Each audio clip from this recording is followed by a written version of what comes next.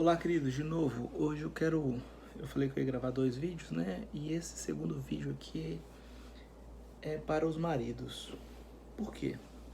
Porque eu quero ler 2 textos com os irmãos. O primeiro, 1 Pedro 2, versículo 9, que a gente conhece bem, que diz assim: Vós, porém, sois raça eleita, sacerdócio real, nação santa, povo de propriedade exclusiva de Deus, a fim de proclamar as virtudes daquele que vos chamou das trevas para a sua maravilhosa luz.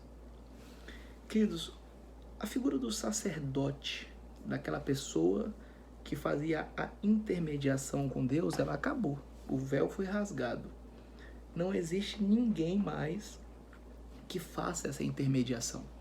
Não tem um homem, não tem ninguém. Agora a tua ligação é direta com Deus. Por isso que nós podemos cultuar Deus das nossas casas. O templo somos nós. Nós somos sacerdócio. Nós somos sacerdócio real, uma nação santa, um povo de propriedade exclusiva de Deus que tem uma missão bem clara. Nós temos que proclamar as virtudes daquele que nos chamou das trevas para a sua maravilhosa luz, todos nós. Nós vamos para a igreja por outros motivos.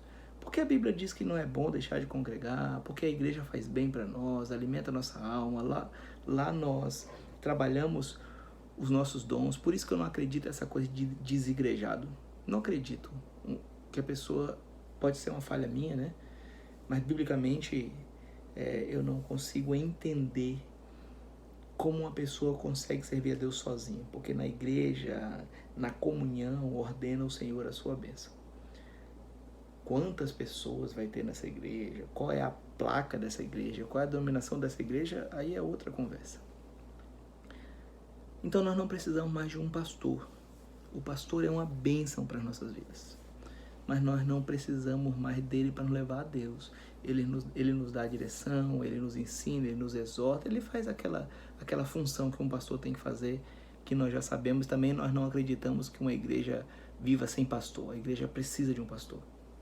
Isso é muito claro para nós.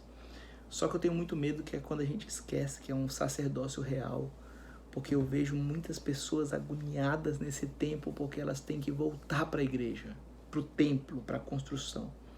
Nós não podemos. Nós temos um decreto que nos impede. Nós temos um problema de segurança nacional, mundial, uma pandemia que nos impede. E agora? Nós vamos fazer o quê? Deixar de cultuar a Deus? Deixar de adorar o Senhor? Pelo contrário. Como nós aprendemos que nós somos igreja e nesse momento nós estamos impedidos de fazê-lo, nós continuaremos adorando. Os nossos irmãos da China lá são proibidos. E eles fazem isso nas casas. Eles pegam a Bíblia, rasgam e levam uma folha, se reúnem em silêncio, com um grupo muito restrito. Se o governo chega, eles comem. Tem vários relatos, vários livros escritos sobre isso. Porque eles entenderam que a igreja não é templo. Mas não podemos... Desculpa. É assim, né? Perdão, ali, ó. Educação.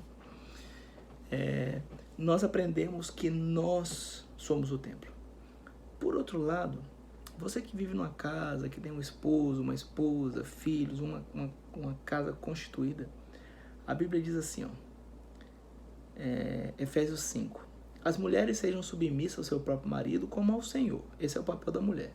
Porque o marido é a cabeça da mulher, como também Cristo é o cabeça da igreja, sendo este mesmo o salvador do corpo.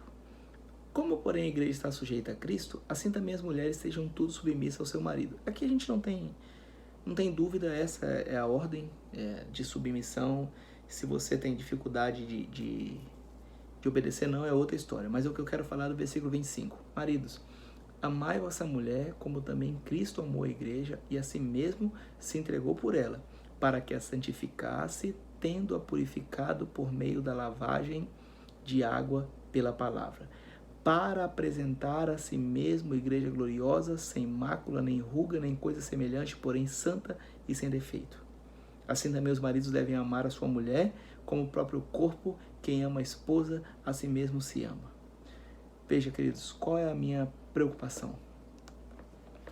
Eu sei que nós estamos com saudade da igreja. Eu sei que a igreja faz muito bem e eu estou morrendo de saudade, irmãos. Eu recebi um vídeo hoje de um pastor entrando na igreja, gritando de alegria, né?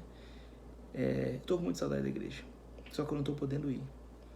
E eu quero chamar a atenção de você, homem, que biblicamente a responsabilidade de sacerdote do lar, esse sacerdócio é tua, é minha. Eu tenho medo que nós homens tenhamos esquecido isso. Que nós homens tenhamos esquecido que o culto doméstico é uma responsabilidade nossa.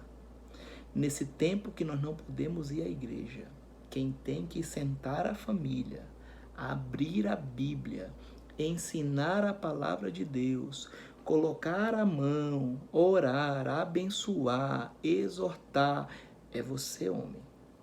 É você, homem.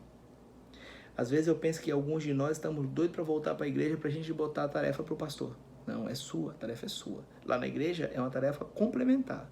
A tarefa é tua e minha. Eu queria te perguntar, você tem sido esse sacerdote do lar como cabeça da tua esposa? Você tem amado a tua esposa como Cristo amou a igreja e Cristo morreu por ela para apresentar ela santa, perfeita e inculpável diante de Deus? Os teus filhos têm um pastor dentro de casa. As minhas filhas têm um pastor dentro de casa. Queridos, nesse tempo de isolamento social, que nós não podemos nos reunir na igreja, o pastor da tua casa é você. Eu sei que, infelizmente, algumas casas são chefiadas por mulheres, por N motivos. Querida, aí é contigo. Alguém tem que assumir esse papel. Eu tenho um amigo, o pastor Val, que diz do real e do ideal. O real é sempre uma família, o ideal é sempre uma família com um homem, uma esposa, filhos, do jeito que a Bíblia ordena e que a Bíblia prescreve.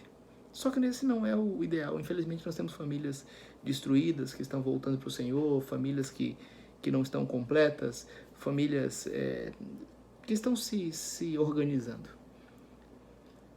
Nesse caso aí é você, esposa, que faz papel de pai, de mãe, né? Esposa não, desculpa, mulher que faz papel de pai e mãe, mas numa família que tem um homem. A responsabilidade é tua, querido. Não fuja da tua responsabilidade. Por que eu estou exortando isso? Porque às vezes eu fico temeroso que a nossa ansiedade de voltar ao templo seja porque nós não estamos assumindo nosso papel e como nesse momento nós não temos para onde fugir, a gente tem que assumir, a gente está correndo dele. Homem, que Deus te abençoe, que Deus te empodere, que o Espírito Santo te dê coragem para tratar os teus pecados e santificar a tua casa como Ele manda. Deus te abençoe, que amanhã você consiga sentar com a tua esposa, com os teus filhos, abençoá-los com a palavra, abrir a palavra de Deus e pregar ao coração deles. Amém? Deus te abençoe. Era só uma preocupação comigo e contigo.